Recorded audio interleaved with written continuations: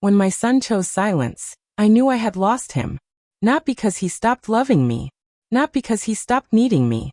But because he stopped defending me. He stopped speaking for me. He stopped being my son. His name is Daniel. My only child. The boy I held in my arms for the first time when I was 24 years old. The boy who used to run to me when he fell. The boy who used to hold my hand when he was scared. The boy who used to call me every Sunday, just to hear my voice. That boy was gone. Replaced by a man who sat at a dinner table while his wife attacked me. Replaced by a man who looked at the floor while I was humiliated. Replaced by a man who chose silence over standing up for his mother. It happened on a Sunday. Family dinner. At their house. I was invited. I should have said no. I should have stayed home. But I wanted to see my grandchildren. I wanted to see my son. I wanted to be part of the family. I arrived at 5 o'clock. I brought a pie. Apple.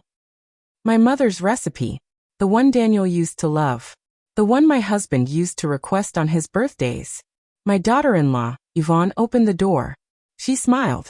That tight smile. The one that does not reach the eyes. She said, "Oh, Helen. You brought a pie. How sweet." I walked inside. The house was full of people. Yvonne's mother. Her father. Her sister. Her brother. Her cousins. Daniel was in the kitchen. He was helping with the food. He did not see me. Or maybe he did not want to see me. I stood in the living room, holding my pie. No one offered to take it. No one offered me a seat. No one offered me a drink. I stood there, like a stranger, like someone who had not been invited. Then Yvonne's mother came over. She said, "Helen, how are you?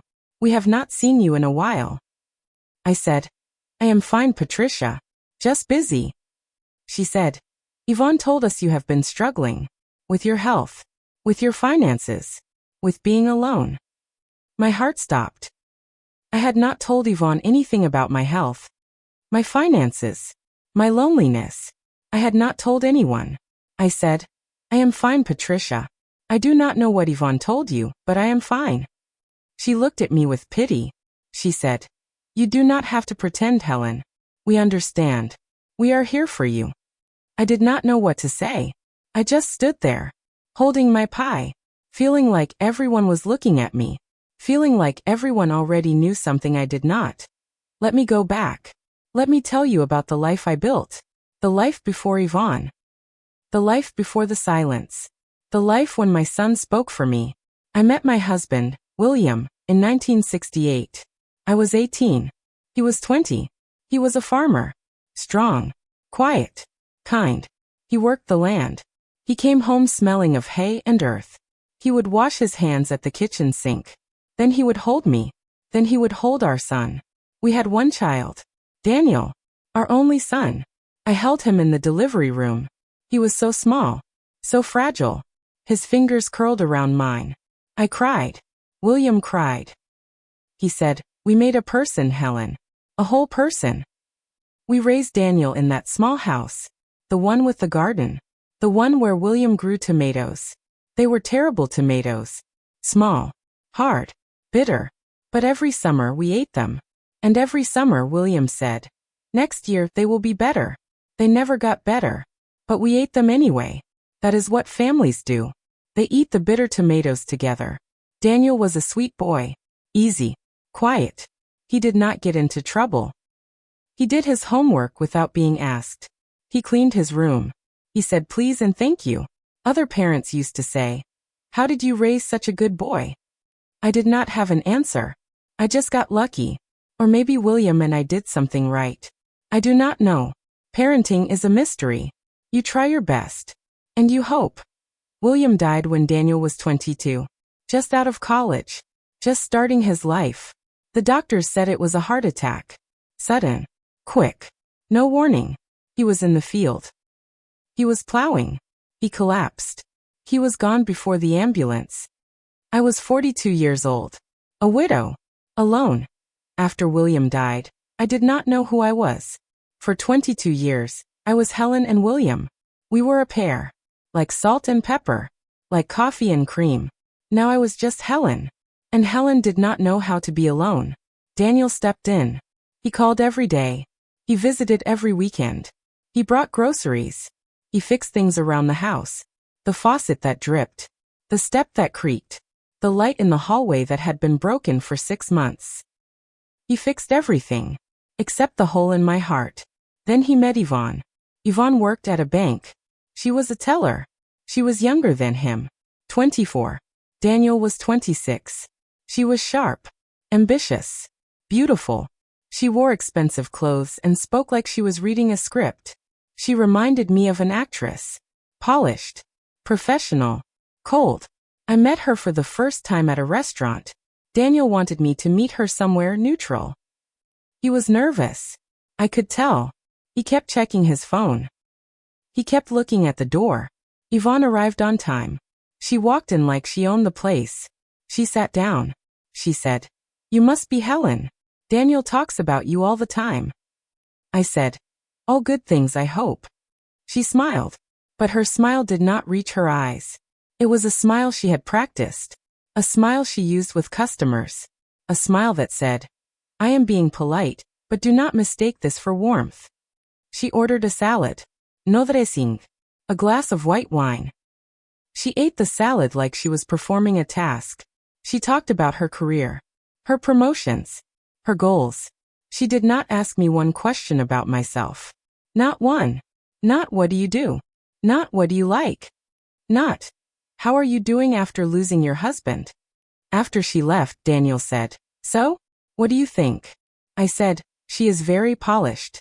He said, "That is a good thing, Mom. She knows what she wants," I said. "Does she want a family? Does she want children?" He said, "Eventually. When she is ready." I did not say what I was thinking. I did not say, "Son, life does not wait for ready." I did not say, "Love is not a performance." I did not say, "I have a bad feeling about this." I said, "If she makes you happy, I am happy for you." He smiled. He looked relieved. He said, "Thanks, Mom. That means everything." They got married a year later. Big wedding. Expensive. Yvonne wanted everything perfect.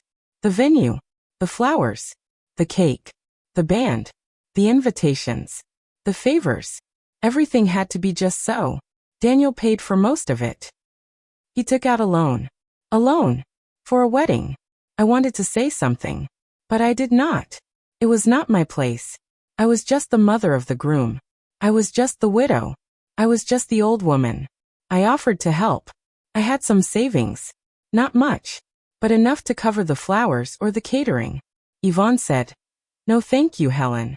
We want to do this ourselves. Our way." She called me Helen. Not Mom. Not even Mrs. Davis. Helen. Like I was a coworker. Like I was someone she had just met. At the wedding, I sat in the back row. The family row. Third row. Not first. Not second. Third. Yvonne's parents sat in the front. Her sister sat in the second row. I sat in the third row. Behind the aunt I had never met. I watched my son marry a woman I did not trust. I watched him put a ring on her finger. I watched him kiss her. I watched him smile. And I smiled too. I clapped. I cheered. I wiped away a tear. I did everything a mother is supposed to do. But inside I was breaking. After the wedding, things changed. Slowly. Like a tide coming in. You do not notice at first. Then you look down and the water is at your knees. Daniel used to call me every day. After Yvonne, he called twice a week. Then once a week. Then once every 2 weeks. He said he was busy. He said work was crazy. He said Yvonne needed him. I understood. I did not complain. I did not want to be a burden. We used to have Sunday dinners at my house.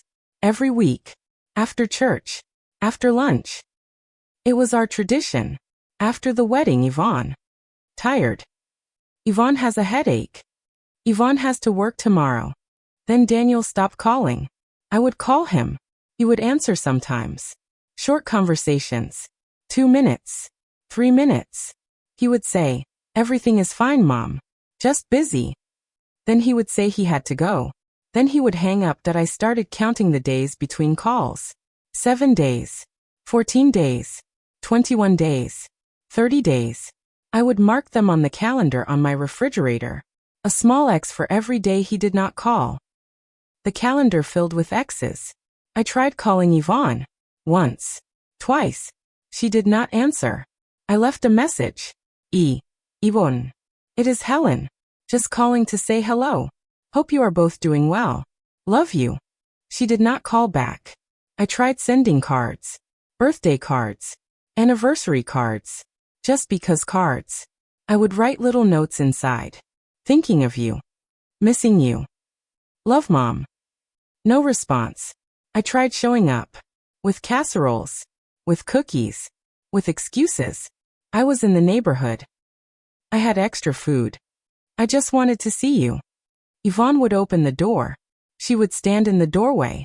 She would not invite me in. She would take the casserole. She would say, "Thank you, Helen." Then she would close the door. I would stand on the porch, holding my empty hands, staring at the closed door. Then I would walk back to my car, drive home, to my empty house, to my rocking chair, to my silence, the dinner, the night my son chose silence, the night I knew I had lost him. It was a Sunday, family dinner. I was invited. I should have said no. I should have stayed home. But I wanted to see my grandchildren. I wanted to see my son. I wanted to be part of the family. I arrived at 5 o'clock. I brought a pie.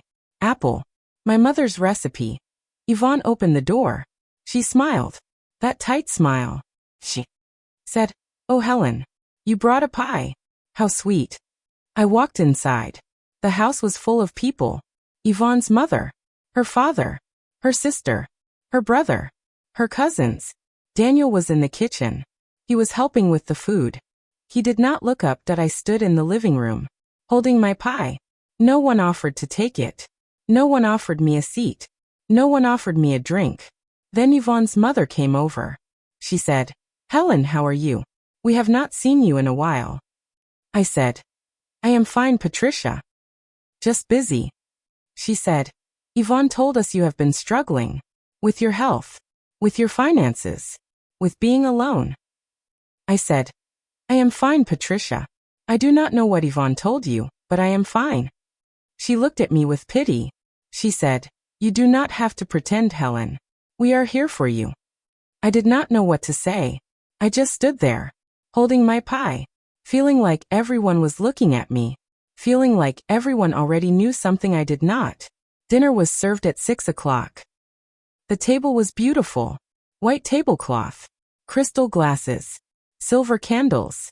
Yvonne had spent days preparing. Everything was perfect. Too perfect.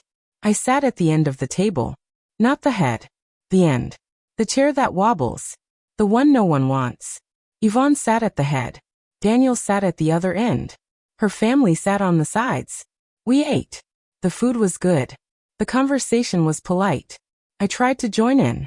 I asked about Yvonne's work. About her mother's garden. About her father's retirement. Short answers. Polite smiles. Then silence. After dinner, Yvonne stood up. She cleared her throat. She said, "Before we have dessert, I want to say something." Everyone looked at her. I looked at her. My heart started pounding. She said, "Helen, I think you know what I am going to say." I said, "No, Yvonne. I do not." She said, "We need to talk about your behavior. Your constant criticism. Your interference. Your negativity. It is affecting our family. It is affecting Daniel. It is affecting the children. My behavior. My criticism. My interference. My negativity." I said, "Yvonne, I do not know what you are talking about.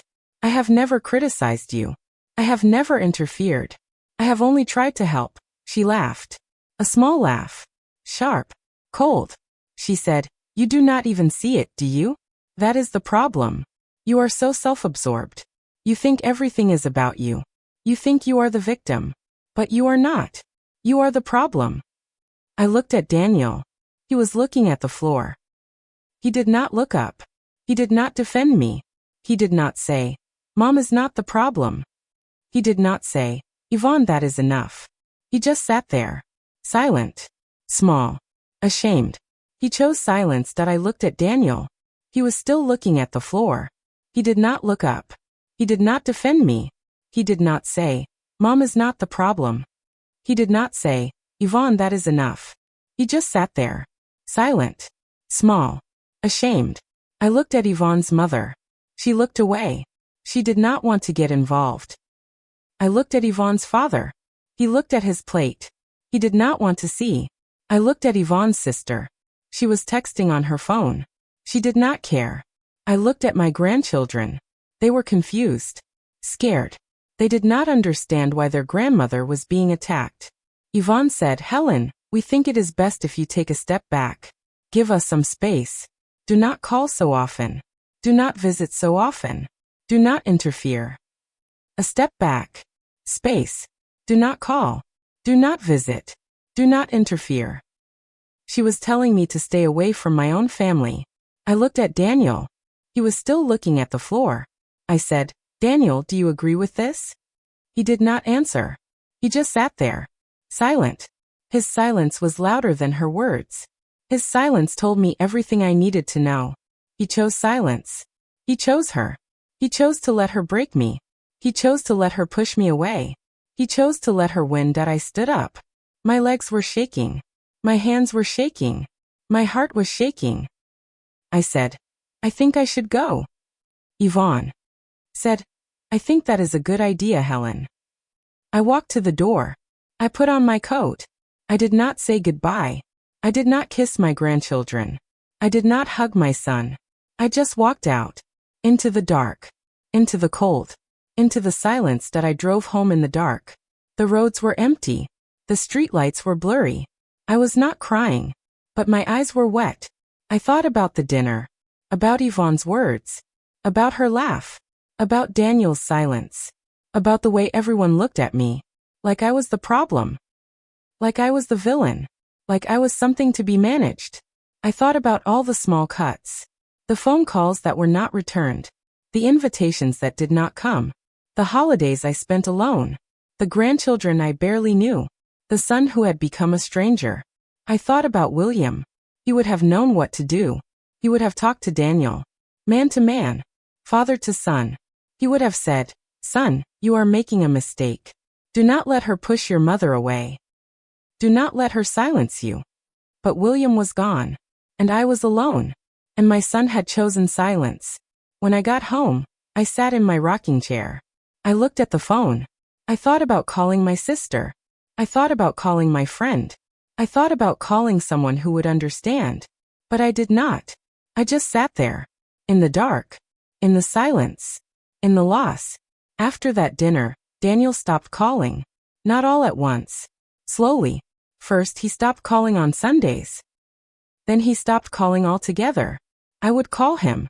He would not answer. I would leave messages. He would not return them. I called Yvonne. Once. She answered. She said, Helen, Daniel does not want to talk to you right now. He needs space. Please respect that. Space. From his mother. From the woman who raised him. From the woman who loved him more than anything in the world. Space. That I said, Okay, Yvonne. I will give you space. I hung up. I put the phone in the drawer. I stopped calling. I stopped hoping. I stopped waiting. The first month was hard. I would wake up and think, maybe today he will call. He did not call. I started going to church. Every morning. Not just Sundays. I would sit in the back pew. I would light a candle. I would pray. I would pray for Daniel. For Yvonne. For my grandchildren. For the family I had lost. The priest, Father Thomas, noticed me. He would sit next to me sometimes. He would say, Helen, you look tired. Is everything okay? I would say, everything is fine, Father. Just tired. He would say, you know you can talk to me. That is what I am here for. I would nod. I would smile. I would say thank you. And then I would go home. To my empty house. To my rocking chair. To my silence. I joined a support group. For parents of estranged children. There were other mothers there. Women like me. Women whose sons had chosen silence. Women whose daughters had chosen distance. Women who were waiting. Hoping. Praying. We would sit in a circle. We would share our stories. Some would cry. Some would laugh. Some would just sit in silence. I learned that I was not alone. That my pain was not unique. That thousands of mothers were sitting in rocking chairs, staring at walls, waiting for their children to come home. The call came on a Tuesday. I was in the garden, pulling weeds. My hands were in the dirt. The sun was warm on my back. The phone rang. I did not recognize the number. I almost did not answer. But something told me to pick up. It was the hospital.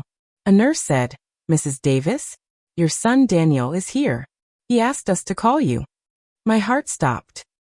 I said, "What happened? Is he okay?" The nurse said, "He is going to be okay. He had a minor heart attack. He is stable now.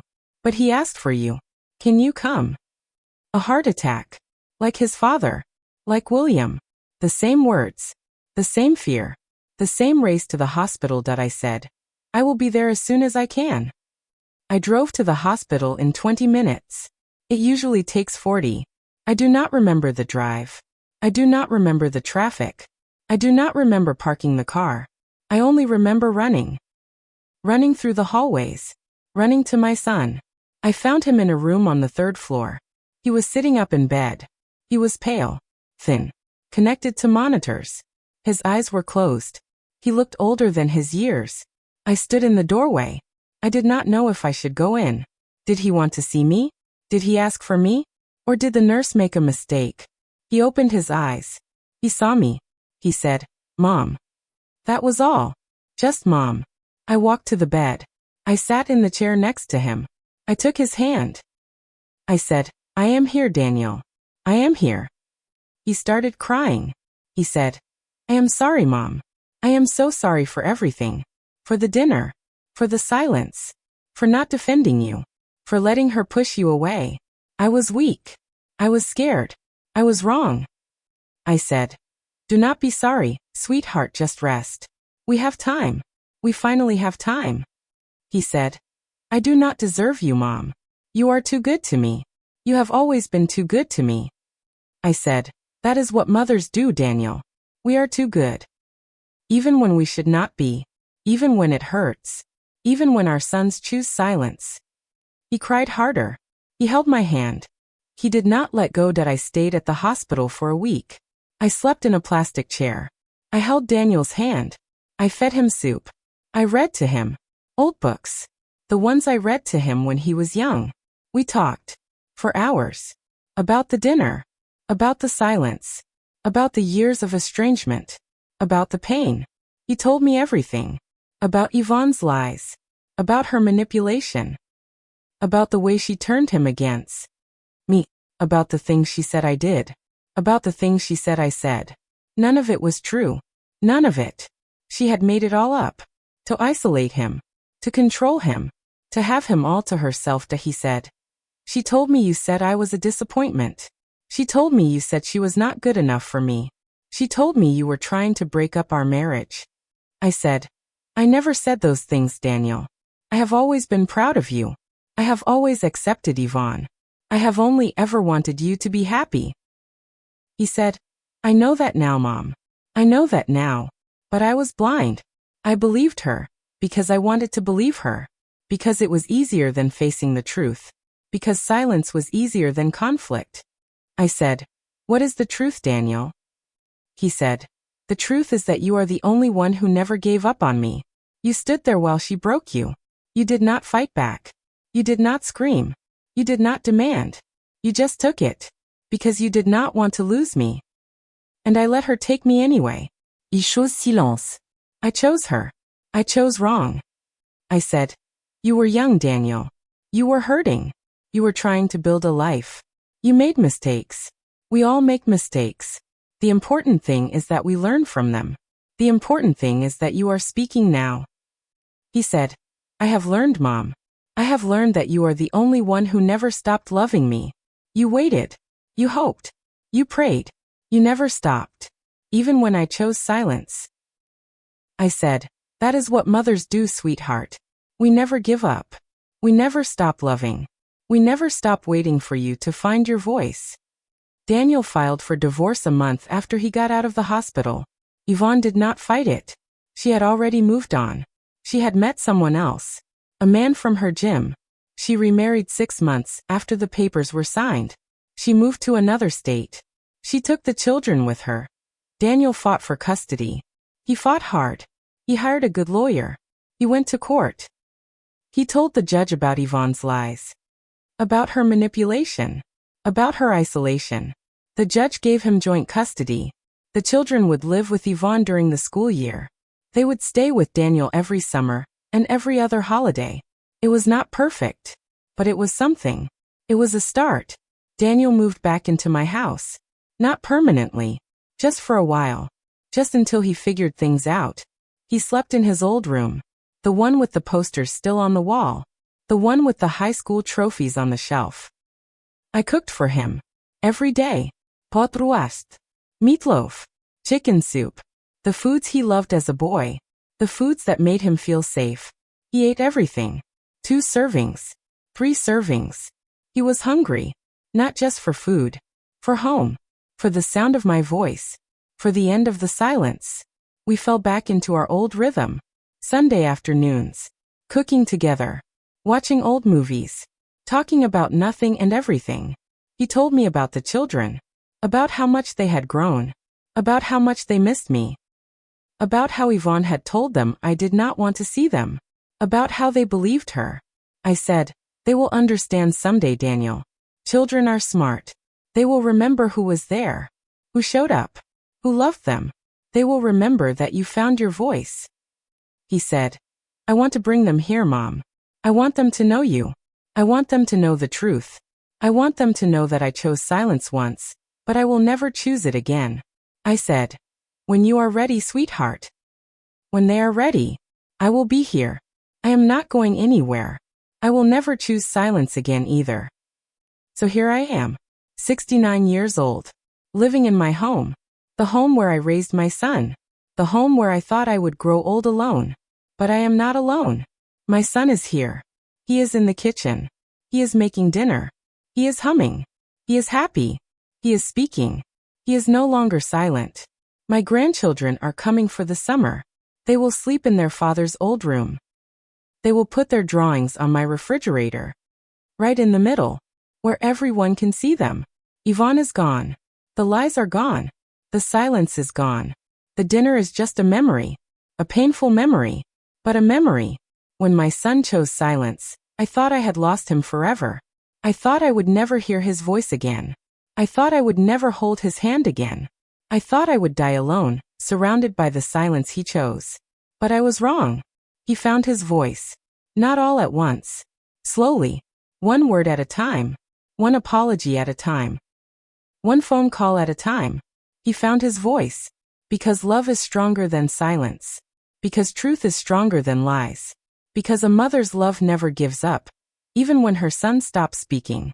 I have learned something in this house. Something I want to share with you. Especially if you are a mother. A grandmother.